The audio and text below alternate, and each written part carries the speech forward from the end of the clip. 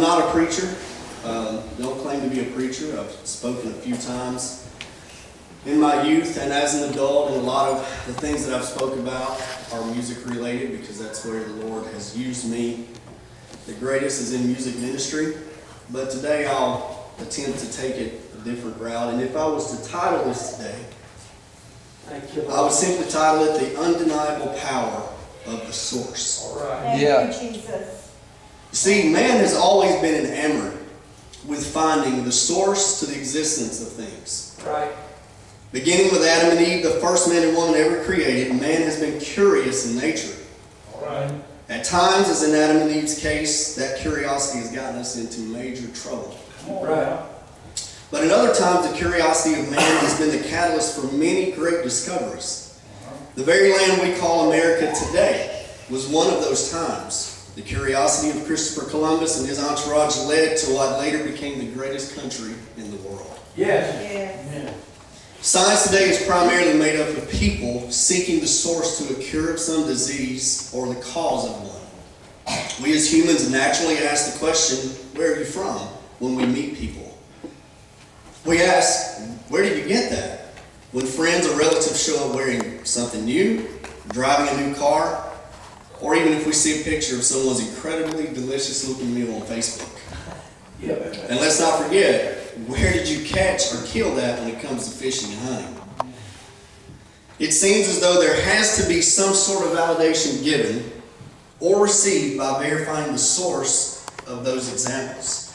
Our curiosity gets the better of us, and so it becomes vitally important for us to know the source of these things. Yes. Amen.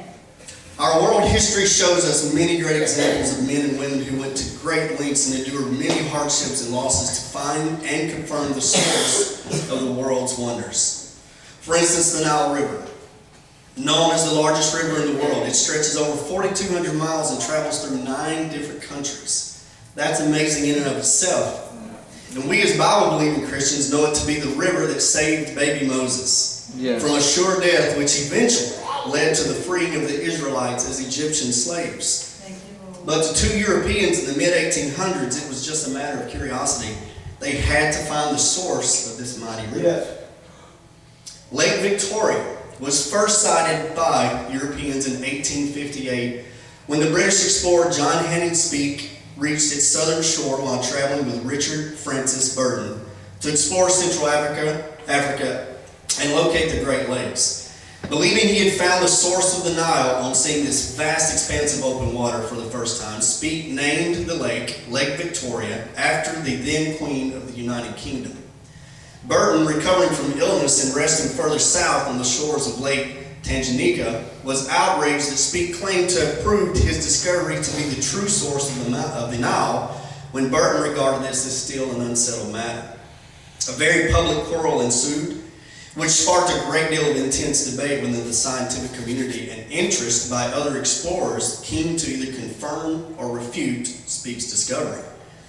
British explorer and missionary David Livingstone pushed too far west and entered the Congo River system instead. It was ultimately Welsh-American explorer Henry Morton Stanley who confirmed Speke's discovery, circumnavigating Lake Victoria and reporting the great outflow or the source at Ripon Falls on the lake's northern shore.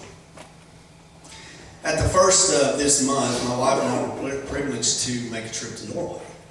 And that was such an incredible trip. We met some amazing people who we're still in contact with today, and services were amazing. Really incredible things happened. But while we were there, the pastor took us all to a small village about 3 hours west of Oslo. The name of that village is Ryukon. And if you have saw any of our Facebook pictures, you would see, I think probably one of the more noticeable ones was a picture of our group. There's 5 of us with this huge mountain in the background, snowy, and this beautiful clouds over the top, and that's Ryukon. That's the mountain that I want to talk to you about a little bit. In 1810, geology professor Jens Esmark discovered the Ryukon waterfall. And he sent a report to the king in Copenhagen about the world's highest waterfall. However, that was a slight exaggeration because the waterfall is only about 341 feet high. But it led to increased tourism activity in that area.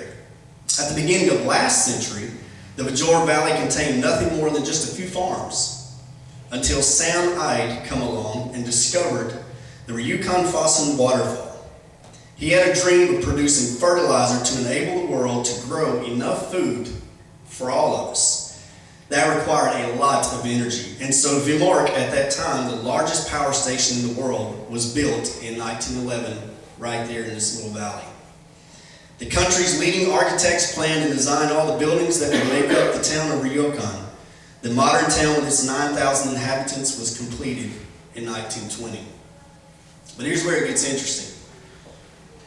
What they began to find out in this process, they harnessed the power of this incredible waterfall. They went to the source of this waterfall and harnessed it.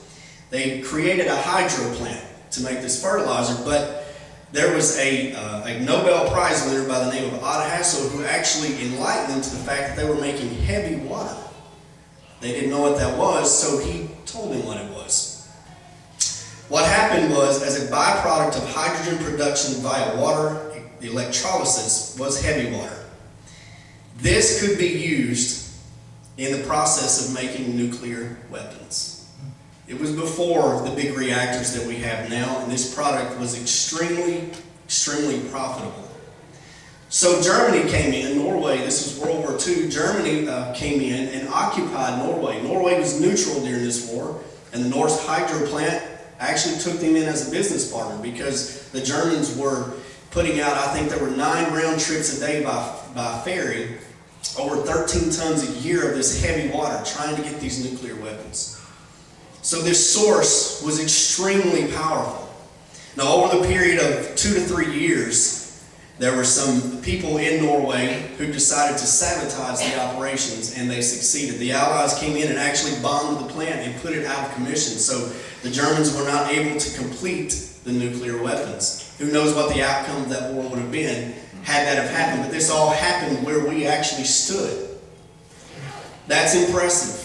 You see, to you and I, the Yukon waterfall would just be a beautiful sight up on the side of a mountain to ooh and ah over, but for Sam Ide, the power of the waterfall, or the source, was undeniable. So much so that it caused men to go to great lengths and expense to harness and contain it. It caused the Germans during World War II to occupy the small town for it, and it caused others to risk their lives to destroy it. I'm still talking about the undeniable power of the source. Yes. Now in this same small town, there's another source that has undeniable power that you and I here in Texas take for granted. It's the sun. Yeah. You see, Ryukyu is nestled inside a deep valley between 2 towering mountains, and because of this, the sun does not shine in this valley from September to mid-March every year. Due to this fact, the villagers suffer from seasonal depression. As you drive through the main road of the village, and if you saw some of the pictures, you would be able to tell that there was no sunlight. We were there in the middle of the day, but there was no sunlight. And then some of the pictures, you would see the sunlight on the faraway mountain. So it actually shows, if you go and look, you can actually see this in real life. But as you drive through the main road of the village, you will see brightly painted houses in specific shades of red, blue, and yellow.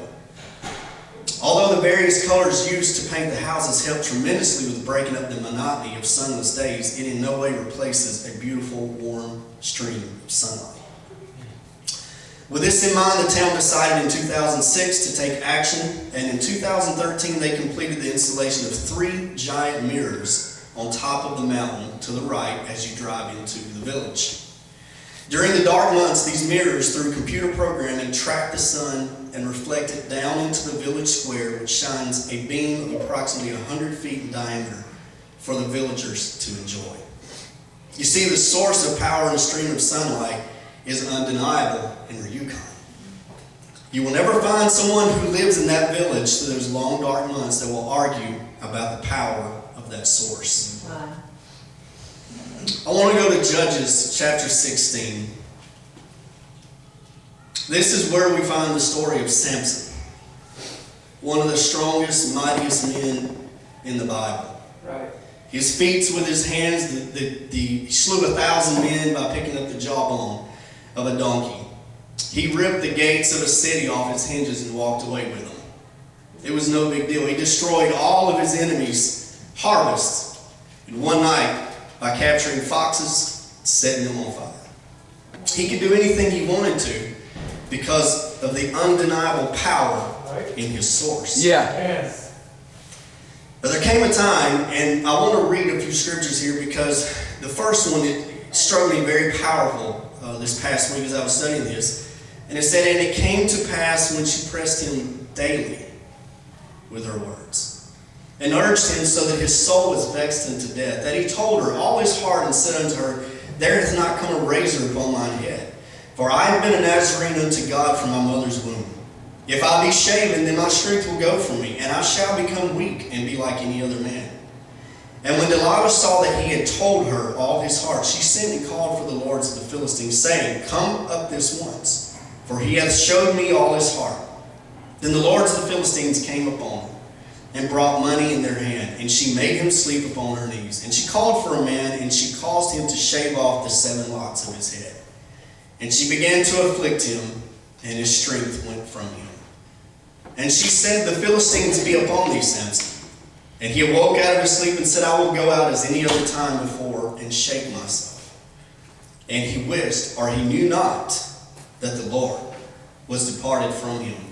But the Philistines took him and put out his eyes and brought him down to Gaza and bound him with fetters of brass. And he did grind in the prison house."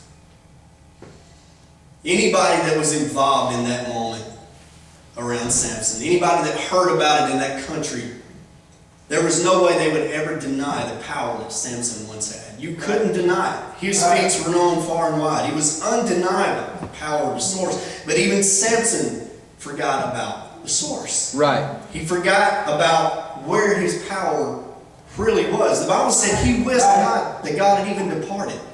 He couldn't even tie the two together anymore. Verse 20, it says, "And Samson called unto the Lord," or let me go back to 22. "Howbeit," the Bible says, "the hair of his head began to grow again after he was shaven." The source began to come back. Yeah. "And Samson called unto the Lord and said, O Lord God, remember me, I pray thee, and strengthen me, I pray thee, only this once. O God, that I may be avenged of the Philistines from my 2 eyes. And Samson took a hold of the 2 middle pillars upon the house, on which the house stood, and on which it was borne, one with his right hand, and the other with his left. And Samson said, Let me die with the Philistines. And he bowed himself with all his might.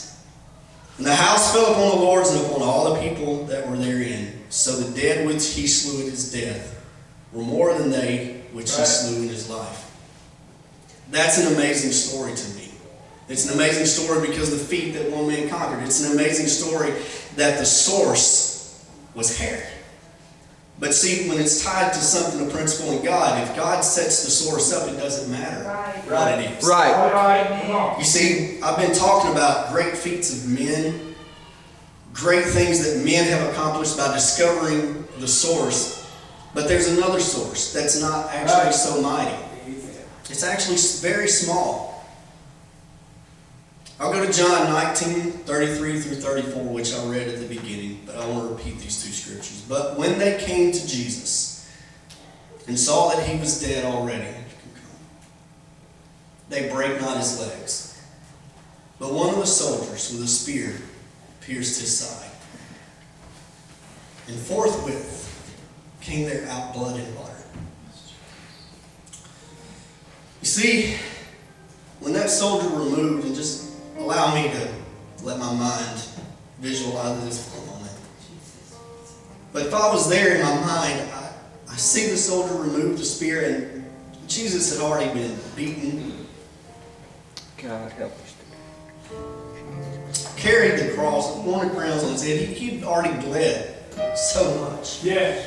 When you read about it, doctors and different people who have read the account say, he was already suffering from low blood sugar. The reason why he collapsed at the cross because he was out of blood. He was dying there.